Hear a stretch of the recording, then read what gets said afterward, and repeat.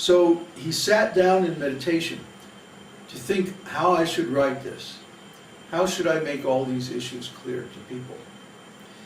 And in his meditation, he was getting realizations. And as he wrote down the realizations, he didn't want to come out of his meditative trance too far.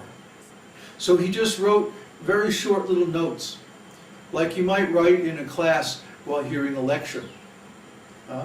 If you write down notes in your notebook during a class, if anybody else looked at them, they wouldn't make any sense. But if you look at your notes, you know what they mean because you wrote them.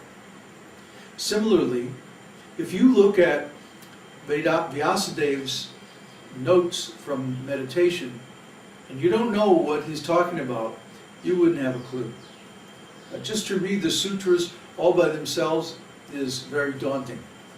You have to have some kind of commentary. So someone might ask, well, why didn't Vyasadeva write a commentary? And the answer is he did. And that commentary is called Srimad-Bhagavatam. And it's interesting, it's stated in the Kurma Purana, which is one of the oldest Puranas going all the way back to the beginning of the universe, that Srimad-Bhagavatam is the commentary on Vedanta. So we're not just making this up. It's been known for many, many thousands of years that Srimad-Bhagavatam is the original commentary by the original author of the sutras. So the question might be asked, well, why do we need another commentary? And the answer is that times change, situations change, and people change. The issues that they're concerned with change, especially going from one yuga to another. The Srimad Bhagavatam was written down 5,000 years ago in the Dvapara Yuga. But now we're into Kali Yuga. And so a lot of things have changed. For example, when Srimad Bhagavatam was written, most educated people had already studied the four Vedas and the Upanishads and all that. In fact, even when our predecessor spiritual master Baladev Vidyabhushan wrote his commentary, this was about 450 years ago. And in India, at least, most educated people at least had some idea about what was in the Vedas and Upanishads, and could even quote things from them. But today, hardly anybody has read the Vedas and Upanishads. I have to be honest with you, I haven't even read them. Not fully anyway. I've read quotes from them and sections of them. But never read the complete Vedas and Upanishads. Why? Because my spiritual master told me that I'm a great fool. This is what Lord Chaitanya said. Lord Chaitanya was challenged once by the Mayavadi sannyasis. Why aren't you studying Vedanta? Why are you just chanting the holy name like a fanatic? What's wrong with you? You're a sannyasi, you're supposed to study Vedanta.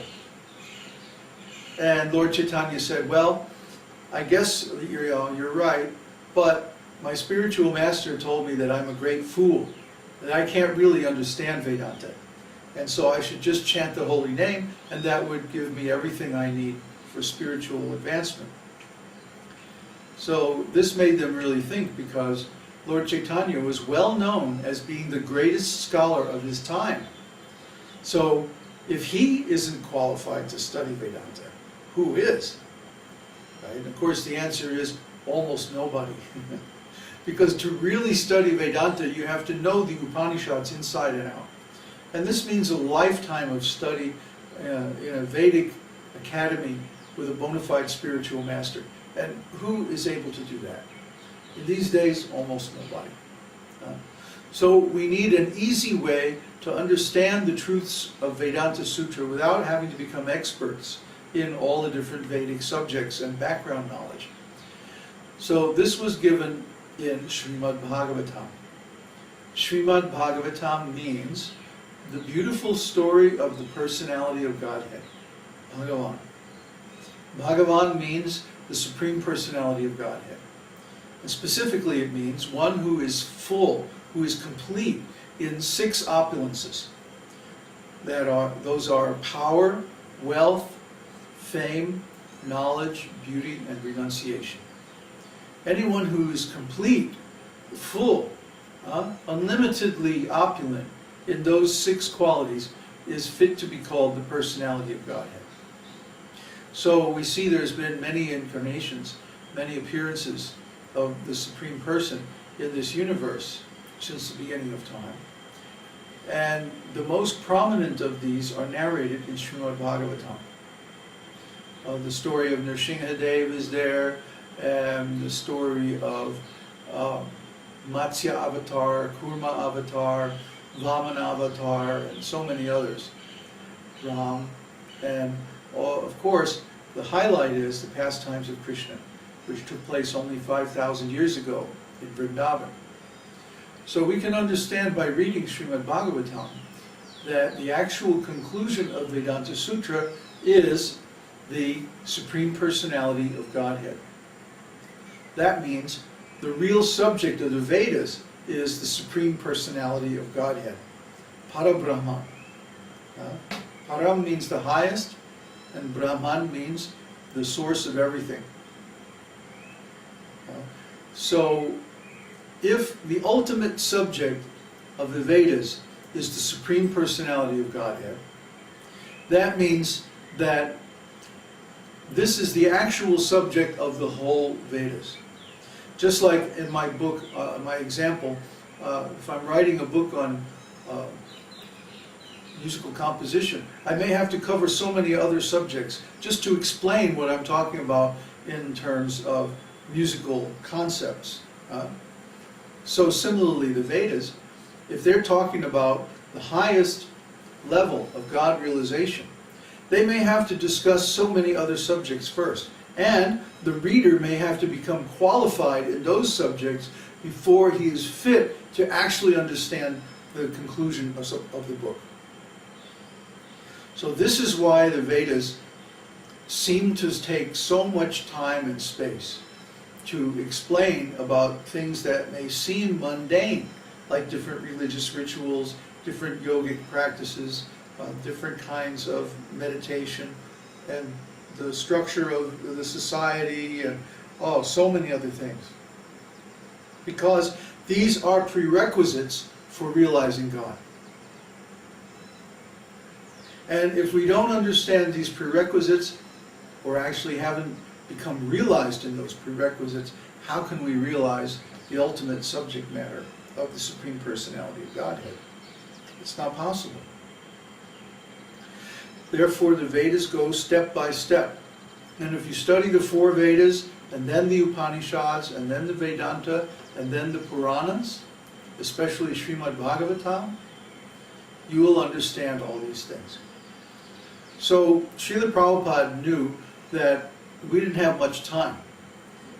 So he said, you read Bhagavad Gita, and then you read Srimad-Bhagavatam, and you'll have the background necessary to realize the Supreme Personality of Godhead. He knew we didn't have time to study all the Upanishads and Vedanta and all that stuff, because there are so many issues raised. However, now we're at a point where it's pretty clear that just by understanding the conclusion of the Vedic literature doesn't mean that we automatically acquire the qualifications to realize it.